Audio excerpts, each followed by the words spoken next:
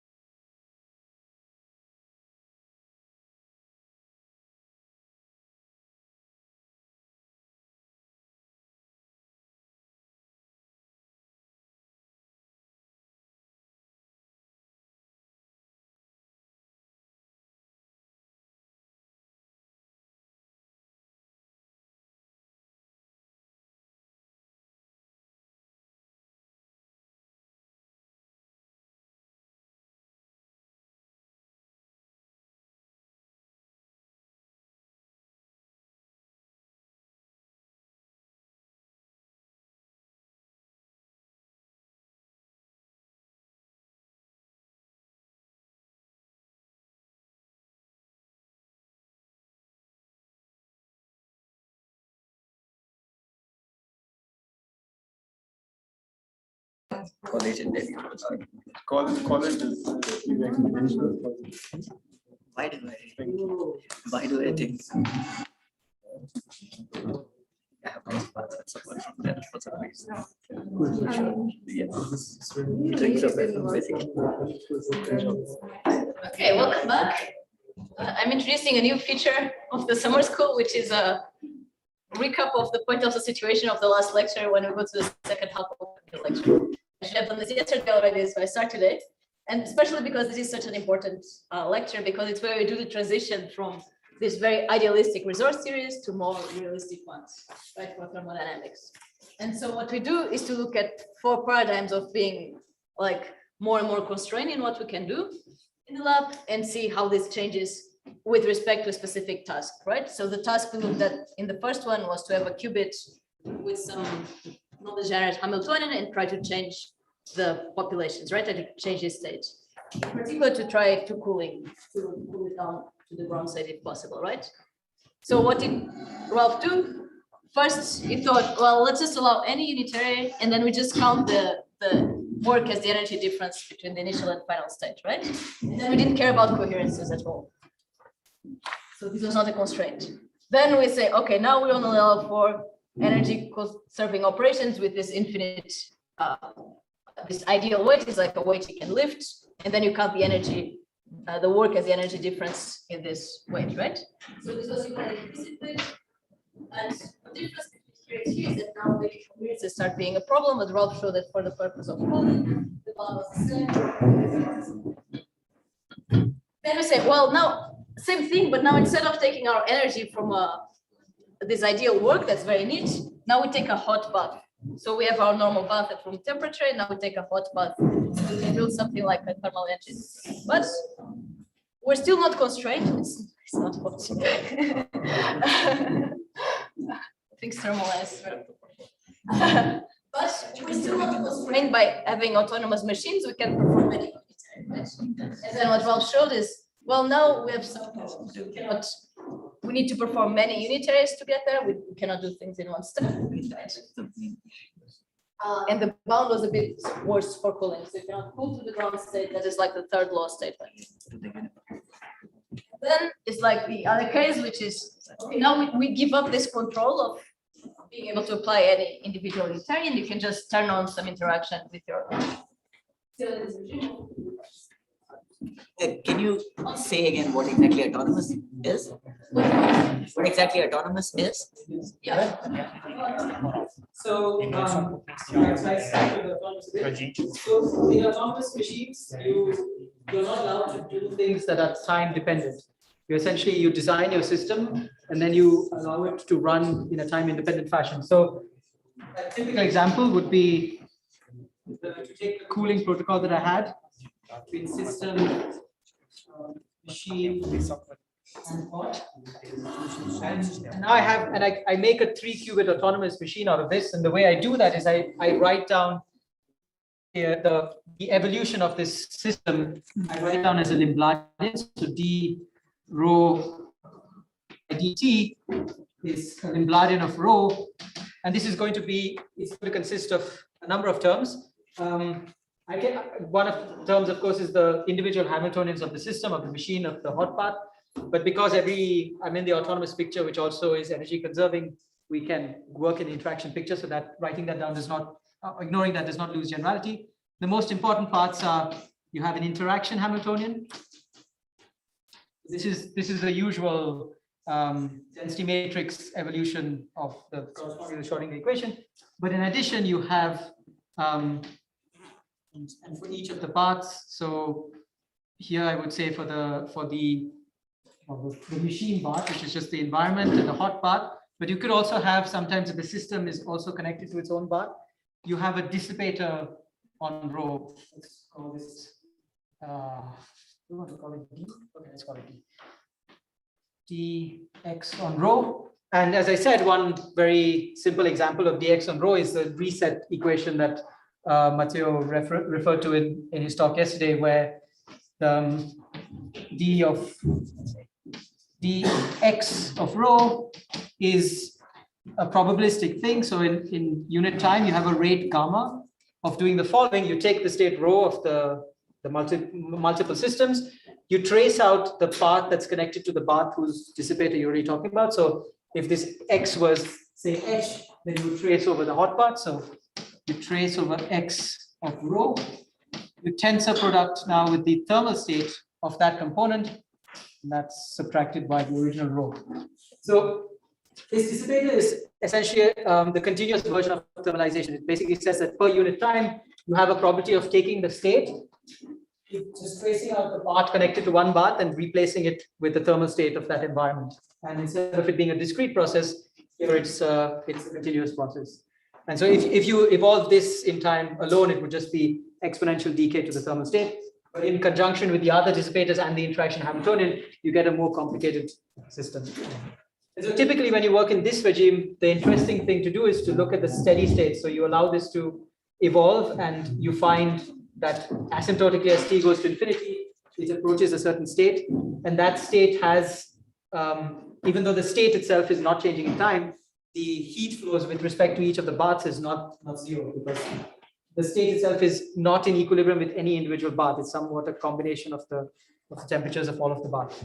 So then you can do things like have this system be cooled to a temperature that is lower than the environment temperature.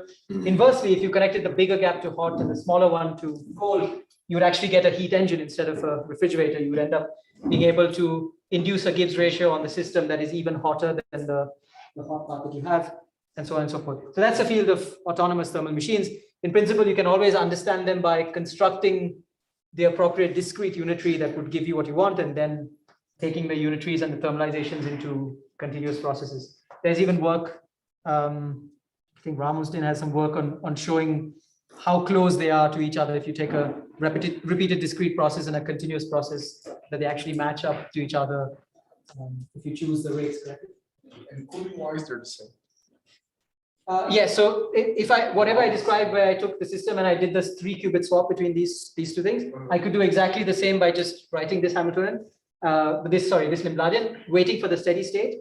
And the temperature that I would see in the steady state on the system is exactly the temperature that I wrote down.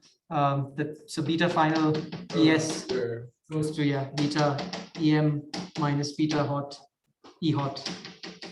Yeah. Okay.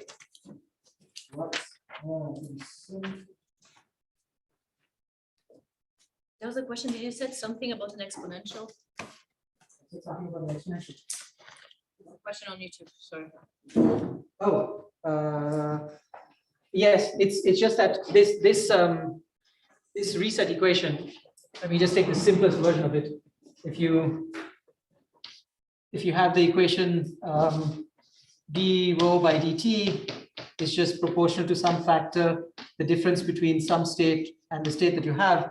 The solution to this is that rho exponentially decays to the thermal state. So 1 minus e to the minus gamma t tau plus e to the minus gamma t rho, let's say t equal to 0. So at t is equal to 0, this is just rho at t equals 0. But as t goes to infinity, this vanishes and you're left with tau. So that's yeah. Okay. So for the second lecture, so in the lecture before lunch, all I concentrated on was how cold I could get the system. Usually use the qubit, but we also discussed high dimensional systems, and I just discussed how cold you can get it without actually thinking about how much it would cost to get it to be that cold. So now we're going to do the opposite. We're really going to look at what the cost of cooling is, and we go back to our simple example. We have a system. We have a qubit from the bath, and I just swap them. So this starts off with the population P and 1 minus P, let's say. So now I'm writing the populations of being in the grounded excited state. This is some Q, 1 minus Q. ES and EM. Okay, and so imagine how I do the swap between these two states. The initial average energy is just the occupation of the excited state times the energy. So this is on the system, and add that on the machine. This is all right. And then the final energy is just a swapped expression. And so the difference between initial and final energy, which is the work cost, I'm now in the one of the first two paradigms where I just do any unitary or a energy conserving unitary with an ideal work source. So all I have to do is keep track of the difference in average energy. And so the work cost, which is the final minus the initial, is just given by Q minus P EM minus ES. Okay, and so the interesting thing about this expression is, as I've written it down here, I'm going for cooling. So I picked EM to be larger than ES, so that if both of these corresponded to thermal states at the same temperature beta, if the initial state was my system is thermal, and of course my machine starts off thermal, then Q would be larger than P because EM is larger than ES. A higher energy means a larger ground state. So both of these are positive terms, so the work cost is positive. And interestingly, if I go in the opposite regime where I take EM smaller than ES, then this flips to a negative term, but this also Q becomes smaller than P. So regardless of what I do, my work cost is always positive. this again it's actually a consequence of the fact that my initial state is completely thermal, therefore it's completely passive, therefore there must not exist any unitary that extracts work. Okay, so one way to see that this is actually an irreversible operation thermodynamically is just to imagine that I've done this operation and now I decide actually I want to take my system back to its initial state, but not by reversing this operation, because if I still have access to this machine, of course I just reverse the unitary, but I've done nothing. The whole point of thermodynamics is that every now and then you trace out the part of the bath that you were working with. So I traced out the machine, I bring a new machine system and I swap it with my system. Now the way, if I wanted to bring back my system back to the initial state, then of course, whatever my final state of the system was here, I would swap it with something from the bath that actually had exactly ES, because I want to go back to what I had originally. And so I would swap these two states. But of course, because the energies are the same, when I do this calculation of initial minus final, I will get that the work cost is 0. And so what I find is that if I do this, this operation and then I return back to my initial state, I've actually used some work up. It's not 0 going back in this sort of closed loop. So clearly this operation is very irreversible. Another way of seeing this, is that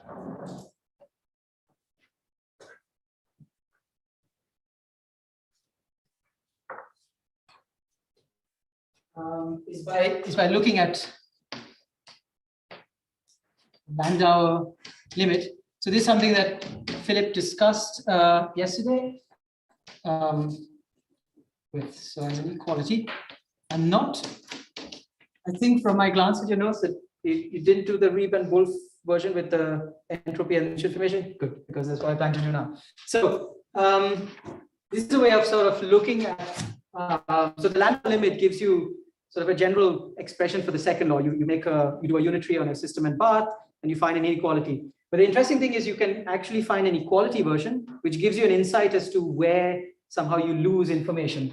And the way of doing it is quite simple. You do the analysis for, you have a state of the system, you have a thermal state of the bath, you do some unitary on that, and then you look at the final states of the system and the bath. And because you do a unitary operation, you know that the entropy of the initial state is equal to the entropy of the final state. But the initial state is a product state, whereas the final state can be correlated in general. And so as a result of that, you build up some mutual information between the two states. And then you use the fact that your initial state was a bath, which was thermal, which means that it had the exponent of Hamiltonian in its state. So when you calculate the entropy of a thermal state, you invariably get out the Hamiltonian out of the exponential, which links to the average energy. I will not go to the details of this calculation, but essentially what you find at the end is you can find that this expression holds. The work cost of the operation that you did, which is the change in average energy of these two, minus the change in free energy of the system, and the free energy as defined yesterday. So that's average of ES minus 1 over beta delta of the, let's call it now S. So that's the entropy of the system S. So the Landau limit, usually you can write it as greater or equal to 0, but I will write it in this form. It's equal to ISP plus D rho path prime path. So rho path prime is just the trace of the system of the final state of the system and the path. And this is the mutual information at the end. So it's the entropy of the system of rho s prime plus the entropy of rho path prime minus the entropy of the joint. Okay, and this actually is, so yesterday somebody asked the question, why is it in the case that in quantum mechanics, even though we seem to have a microscopic description, we still have inequalities? And the reason is because, as in classical thermodynamics, whenever you trace out a bath, like mathematically write trace over the bath, physically what this means is that this part of the environment that we took and we did it involved in our setup, we then throw back into the environment, and that corresponds to the loss of 2 entropic terms. The first is the correlations that are built up between the system and the part of the bath that's lost into the environment. And the second is the fact that when you put back the component of the bath into the environment, it is no longer in a thermal state, but by the max entropic or by equilibration, you say it will equilibrate back into the thermal state, and the result of that is an increase in entropy or a loss of information that you have as before you throw it back into the bath. So these two things sort of provide the error in saturating the second law in any process. And you can see now in the example that we just had, we did a full swap between the system and the machine. And therefore, so when I wrote machine here, this corresponds to bath in the other analysis. So of course, the mutual information does not contribute at all, because a full swap, you start with the product state, you end with the product state. But clearly, because the energy gap of the machine is finitely different from that of the system, the final state of the machine is quite different from the thermal state corresponding to this energy gap. So the final state of the machine is actually the initial state of the system. So this term here is non-zero. And so the question is, now if I want to do cooling, like I did in the last lecture, but I really want to stay close to the limit of the second law, or close to sort of the reversible limit, then how do I do this? Well, I have to keep both of these terms zero. With swaps, I can ensure that the mutual information is zero, but I also have to ensure that the bath system changes very little during the process. And this necessitates breaking down the process that I have here as a single swap into a sequence of processes, each of which have to satisfy that the state of the bath changes by very little. And so I'm going to now proceed to describe, I'm going to proceed to describe such a protocol that we will then see what the sort of properties are of and what we can conclude about the requirements of complexity in sort of being close to the reversible limit.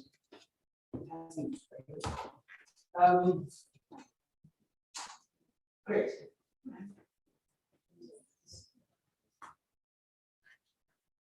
To talk again. Sorry, I have to talk again. No, come back. Okay, so the protocol that I have, it literally splits the swap there into a sequence. So I have my initial state. This is ES, and I have a final state of the system that I want to reach to. So it's some polar state, and corresponding to that final state, I can sort of write a state of the machine.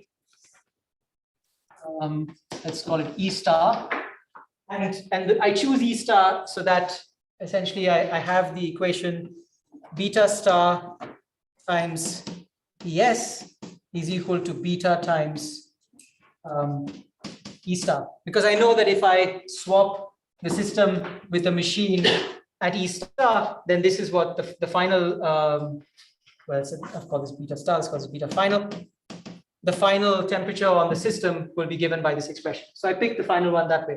But instead of swapping directly with that, what I do is I swap with many on the way, and I gradually increase the level until I get to the last level.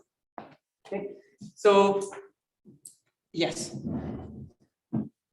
Right, so in this protocol, I've essentially, what I do is by picking the energies to be close to each other, each of these states, they are all thermal states of the bath. Every one of them is picked from the bath, but each of them is sort of close to each other, close to the previous one in the sequence, close to the next one in the sequence.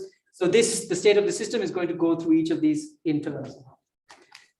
Okay, and there are many options of how to pick this. A simple one is really to do it linear, but this is not the optimal one, which is something that Marty reminded me of yesterday. But yeah, you could essentially split the gap between these two into n steps, and then say E of n.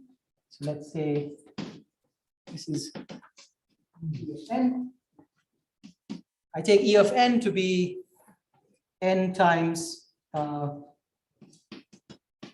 E star minus ES over n. This is the increment, and I add, of course, ES. So for n is equal to 0, you add ES. For n is equal to capital N, you get to E star. Okay. Now you can repeat the analysis that we did in that case, where you really calculate the work cost in each step. Because you have now a smaller increment, you can do it two ways. One is you can say, well, when the increment is small enough, I can expand that work cost to first order in this increment. You can call this some sort of delta. And then when you do that, you get the work cost of each step. So let's say step n minus the free energy difference of just that step is of the order of 1 over n squared. So by splitting it to n steps, you've made the error in the Landauer, sort of your distance from the second law scale is 1 over n squared. And then, of course, if you add this up now over all of the n steps, you get that the total W minus delta F is of the order of 1 over n. Sorry, is there a question?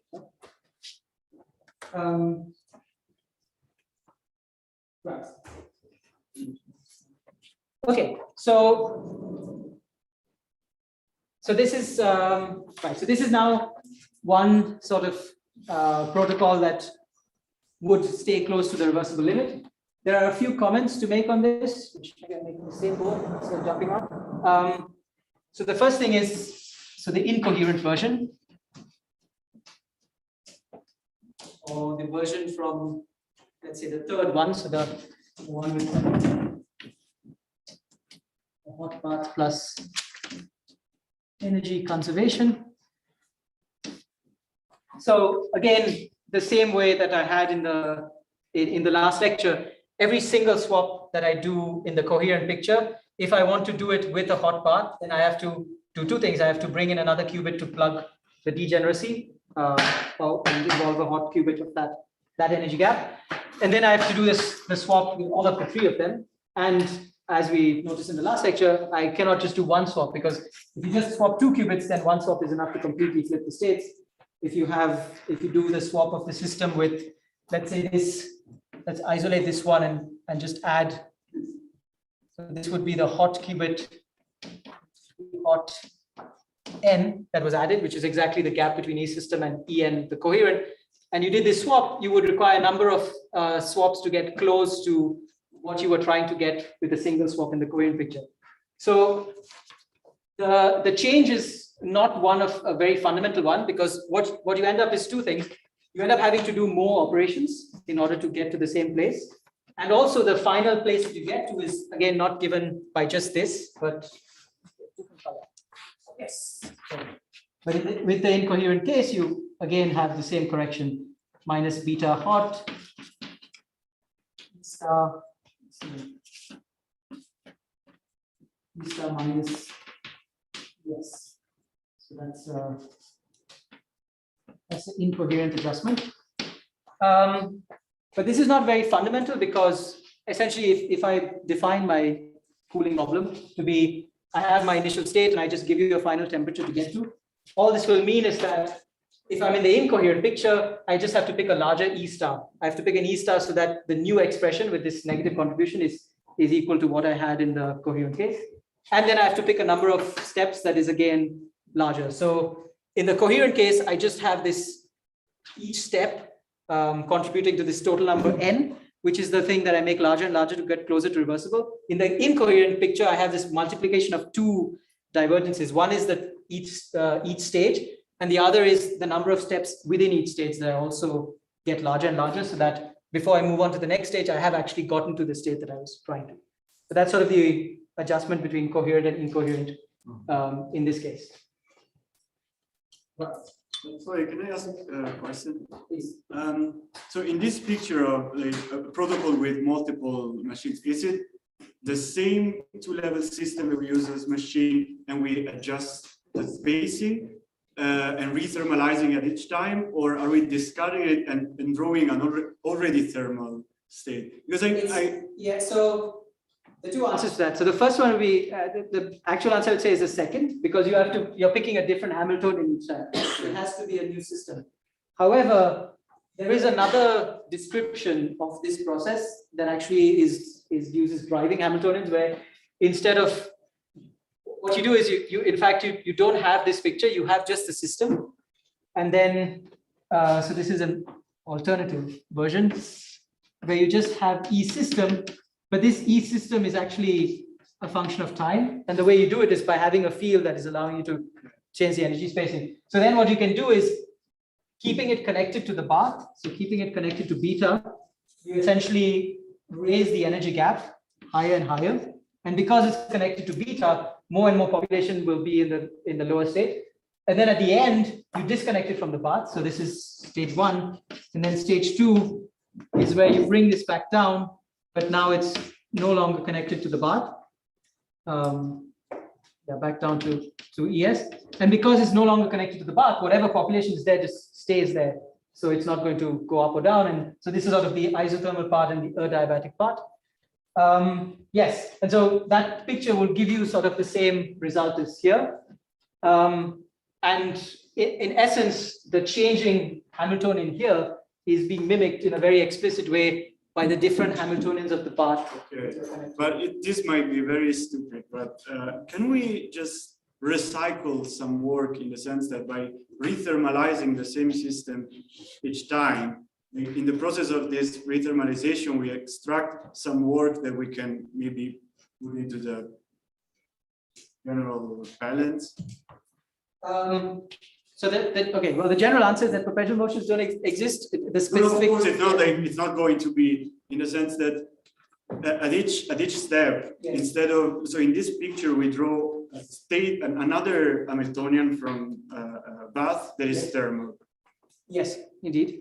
In that picture, we end up at each step with a state that is not thermal anymore, but we want to rethermalize it. No, you throw it away and you take a new one. Ah, okay. So even in the second picture. Yeah. Ah, okay. Sorry. Then I missed. Okay. And so and the thing is that at the end of this process, in doing this, you will have incurred some work cost. So because the field basically here now in this picture, the work cost of the process is measured again by how the energy of this changes, because the field is what is introducing the work there. So at the end of it, you will have something that is purer or colder, but as a result, you've had to introduce. Okay. So, yes. Perfect. Okay. So, so one of the now actually quite a general statement. So this is an example of something that goes towards a reversible limit, and you can ask what of the properties of this is actually necessary for reversibility and what is not. And one of the things that is proven by the same paper that I mentioned when talking about the Landau limit. So this is by Reeve and Wolf, 2014. Just a comment, I have already provided my handwritten notes. And on the last page of the handwritten notes, there are 3 or 4 papers mentioned, which are sort of the references I use. So even if I haven't mentioned what paper I used in different parts of the talk, it will be mentioned in those notes. Yeah. So in this paper, they proved conclusively, essentially using the properties of the relative entropy for finite dimensions, that you cannot finite dimension baths or B cannot saturate Landau.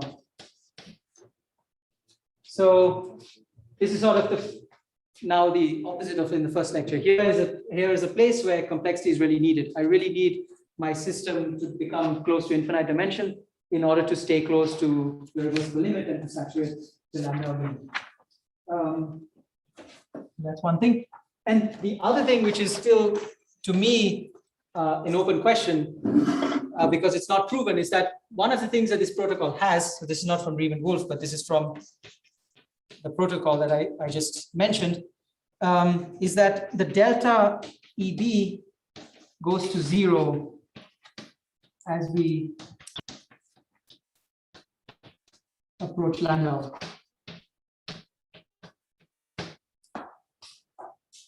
And this is interesting. So this is not the only protocol that will do cooling.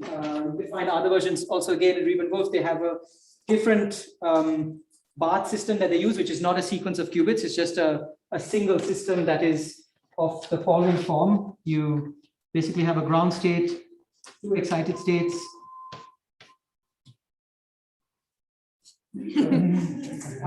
Yeah, it's a system with doubling degeneracy at every energy level. So you have from 0 to 0, 1 to n energy levels, so to speak. But the degeneracy in each of them is of like 2 to the n levels. energy levels in each of them. And you can perform a cooling operation with just this and your system and cool. And there you actually do the maximal cooling operation, the one that I said in the first lecture. You just find the permutation that takes the top half of the eigenvalues and puts them in the ground state of your system, the bottom half of the excited state. And with that, you can get very close to saturating the Landau limit. But even in that case, you have two things. So for Landau, n goes to infinity, but this delta also goes to 0. So you end up basically having two things. You get an infinite dimensional machine, but you also have that the spacing between the energy levels in your machine also go towards 0. So one other thing that it appears is that this is possibly, this is really a question, necessary for reversibility. It's also something that you see in the protocol that I mentioned with the driving of Hamiltonian, because there your classical field essentially takes your Hamiltonian between ES and, well, maybe not infinity. Infinity if you want to cool to absolute 0, but less than infinity in general, and then brings it back. So your classical field essentially plugs all of the energy levels between ES and your maximum energy gap. Right.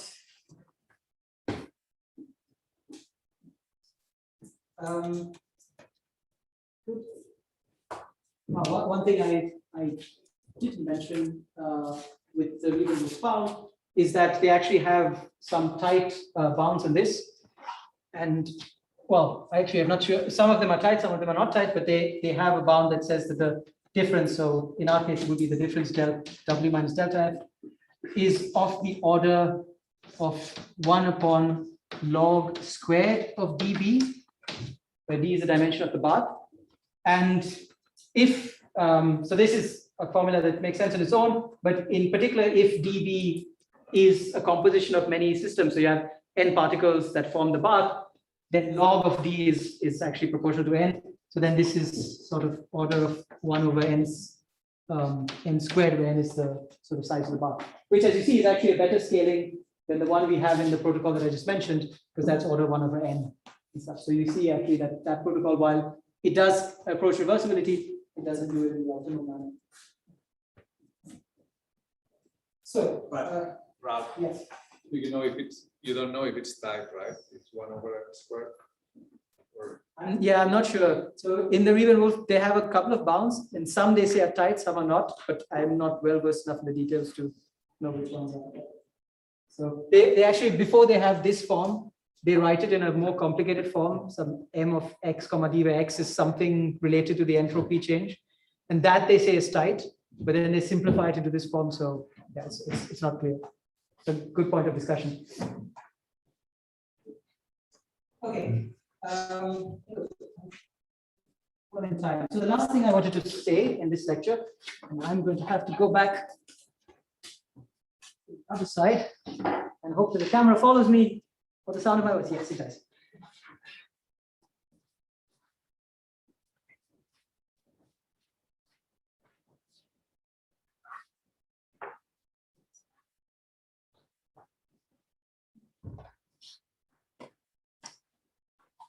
Okay, so a couple of comments here, because what I would like to now do is to go from cooling specifically to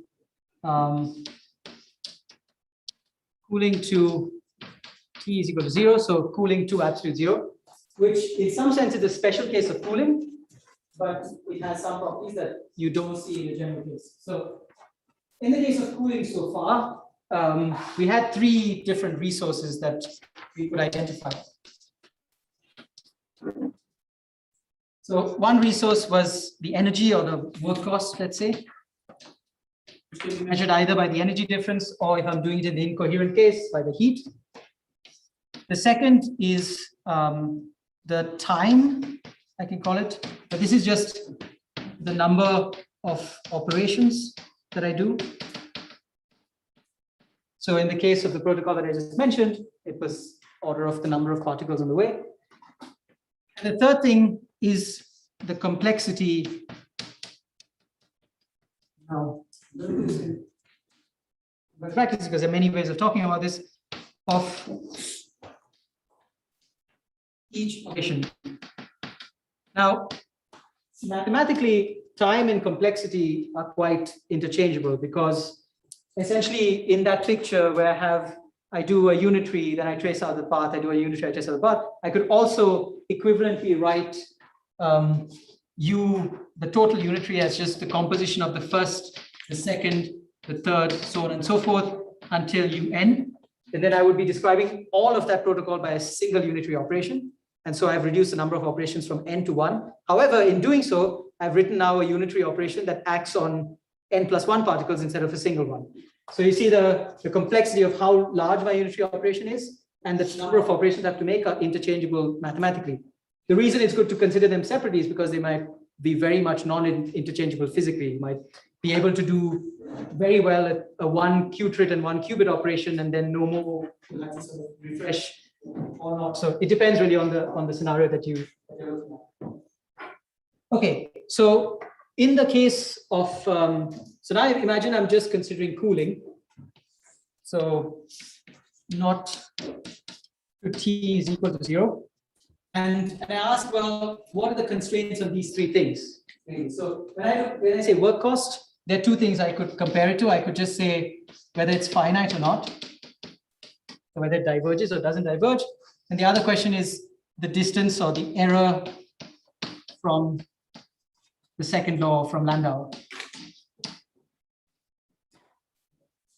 So in the case of just cooling, not to T is equal to 0, these three things are not constrained too badly. So I can just, if I just pick a particular N, a particular final temperature, and do the protocol, I will have finite W, which finite W as well as error. So finite W and epsilon W, which is the error from Landau. Finite time, because it's the number of operations, N, and finite complexity, because there it's actually the simplest complexity. So finite, let's just say C for complexity. So all three, I can just have them finite.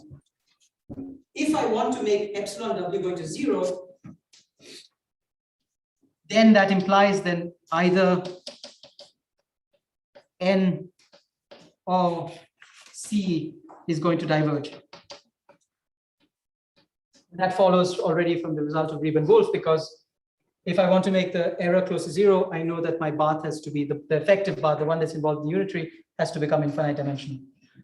So yeah, so either N or C has to diverge, but if not, all of these three can remain finite. But now I have the other thing where I say, imagine that I cool to absolute 0. Now, when I say cool to absolute 0, mathematically what this means is I cool to T is equal to epsilon, then I consider what has to diverge or what has to happen as in the limit epsilon tends to 0. Because you can't actually put in T is equal to 0, everything just, well, doesn't make sense mathematically. In this case, what we have is that at least one of these three, 1, 2, or 3, has to diverge. So either my work cost has to become infinite, which you could do by simply taking a qubit of my qubit of the system, swapping with the qubit of the machine, whose energy gap just becomes larger and larger. So it becomes closer and closer to the ground state, which gives me closer to absolute 0, but the energy cost will diverge. And if I do that, I'm doing it with one operation, qubit complexity, but my energy cost is diverged. Or if I want my energy cost to be finite, one of these two has to diverge, time or complexity. Or I could say that the combination of the two somehow has to diverge. If not, we will not be able to cool close to absolute 0. Okay, and all of these considerations, actually, another thing that is mentioned in my notes is in a very recent paper from the archive this year, Toronto. Right. Okay. So the reason I wanted to talk about complexity as well in the school is also to give you a taste of something that is in fact a field where a lot of stuff is known, but actually many of the questions are still open. Like what is the optimal way to cool to minimize the trade-off between these three is still in general an open question. And specifically, as I said, the question of how complex or dense the Hamiltonian has to be for reversible cooling is still an open question. So the final thing I will mention to close the lecture is to say all of this that I've talked about, especially this trade-off, is in the coherent case. I was allowed to do any unitary operation. If I do the incoherent case, then again I find something slightly worse. So specifically in the incoherent case, even with diverging energy, even with diverging W, we still need N or C to go to infinity. So, and the reason for this is to backtrack again to the case of cooling to absolute zero. In the coherent case, I could, with diverging energy, simply swap my system with a machine whose energy level went to infinity. And that would give me cooling to absolute zero. But as you remember, if I want to make this incoherent and involve a hot path and do it with energy preserving unitaries, I have to actually include a hot qubit of some energy gap, well, equal to EM minus ES, and then do the swap between the system and this composite 2-qubit system. And as we said, when you do the swap between the system and the composite 2-qubit system, it looks like it's swapping with a virtual qubit subspace here, which means that it doesn't go directly to the state that you want it to, it only goes partially there. And so because of that, we are unable to actually cool in a single step all the way to absolute zero. So the more general proof of this, including arbitrary machines and hot paths, is in that paper. But it again shows you the effect that one of the most common effects that you see of doing stuff with incoherent resources, other than the fact that your temperatures change slightly because you have a hot path, is that the number of operations always increases. You need a multitude of operations to get to a final state that you thought you would get to with a single operation in the coherent case. Right, and with that, I think I will conclude. Yeah. About the cooling process. Yes. So actually, for the cooling process to be efficient, we need a certain level of the fluid to have a very long lifetime. Yeah. So how do you choose your qubit in that case? Because for some kind of qubit, the lifetime of the accepted level is very short, and you always try to decay on emitter stable state. Yes. So actually, my answer to that is, I think it is. I'm not sure. So it is definitely the case that in all of these theoretical descriptions, when we say EM can be large or close to infinity, I'm not actually including the fact that when EM becomes large enough, then there are some things that don't happen thermodynamically as well as you would expect, such as the fact that you have a thermalization between the two levels and it's coupled to the environment. So I wouldn't know, depending on the situation, I think you would have to adjust the thermodynamic protocol to that. So EM going to infinity is not actually a real thing. It's EM going to large enough where thermodynamics still works and the processes that we have still work. Yes. Is it the case that coherence is filling in for one of the two conditions, either large number of operations or complexity? Because it looks like that in order to go from the incoherent case to the coherent, yes, you can lose either the large number of operations or complexity. So yes. that if it seems like coherence is filling in for one of those. Yes, I would say it's filling in for the complexity, basically. Essentially, is there like a relation or physical notation? What that happen? I mean, the most intuitive way I would put it is just on the level of a single swap, that when you're in the coherent picture, you can swap two non-degenerate eigenvalues instantly with one operation. And the moment you go into the incoherent picture, this becomes a repeated operation step. You just have to repeat, you have to include a third qubit, work in a subspace which is not norm one, and then repeat the operation to get the same thing. So the incoherent thing just induces a higher number of operations, and the reason is because the complexity of it is higher. And the what I'm thinking is that there are measures of complexity, if I remember correctly. So maybe you could relate those to this. To coherence, to like propose a measure of coherence. Indeed, yes, that's quite possible. And we could talk about that as well later, yeah. My timer went off, but I can still answer questions. No, it's great. Thank you for this beautifully timed and beautiful lecture. So thanks, Ralph.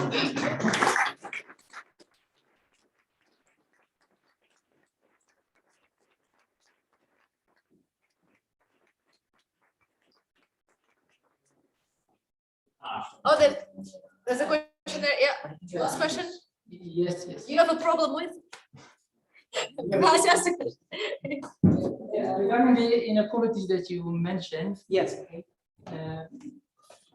my problem is when I expect inequalities, if the internal dynamics of the system has some dissipation, okay, because this is how Clausius established the second law of thermodynamics.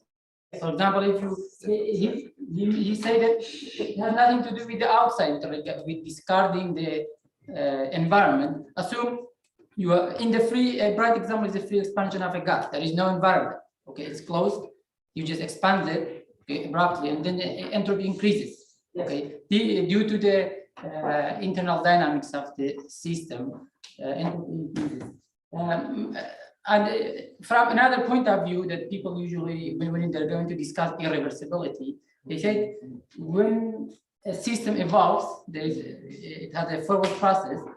If you look at the forward process and if the state of the system is not clear, for example, in the free expansion, there is no temperature during the expansion because it's in non-equilibrium. So there is no, the state of the system is not clear. So this leads to irreversibility. This causes entropy production. Yes. Even and from this point of view, from both points of view, quantum systems, the internal dynamics of the system are unitary, so they shouldn't cause any dissipation of energy from the inside. And again, the state of the system, regardless of discarding the environment, is always clear. It's raw. Okay. Again, to me, it's like this. Entropy production. It's like, okay, just give one thing. It's like stomachache. If I want to move this, do some work. If I have a stomachache, I cannot do the maximum work because my stomach has some blood dropping my blood pressure, so I cannot do the maximum work.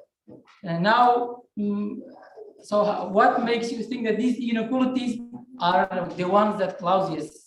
So yeah, so I think, to be honest, that my answer here would be actually semantic. So when we do these analysis, we sort of, in order to do the maths, we say system, path, etc., etc. But when you compare different works, sometimes the terminology is not the same. So you mentioned expanding gas, for example. Like if I take an engine, for example, I have a fuel which sort of burns a gas, and the gas is sort of the working medium that goes through the Carnot cycle. In this case here, that is actually the qubits from the bath. So the qubits that I've written as part of the bath are actually my working medium. The system is only the part that I care about in the end, but essentially everything that you said with the system's internal dynamics, we are not clear about. It doesn't remain thermal. I would say exactly the same for the combination of the system here and all of the qubits, because they start out thermal, but they are the working medium. So they go away from the thermal state while the process is going on. Because of that, there's dissipation. So it's really semantics. Even though all of these analysis call this rho from the bath, they effectively act as the working medium, the equivalent of a gas and a piston in classical thermodynamics. So that's where the dissipation is. You keep track of rho of the system perfectly, but you lose information about the working medium because you keep allowing it to dissipate with the environment. So honestly, I think it's basically semantics in that sense. That the working medium here is not just S, but includes the B that you also included in the. Cool. Go for the break now. If you have more questions, you can come to Ralph, and see you at 2:30, so in 10 minutes.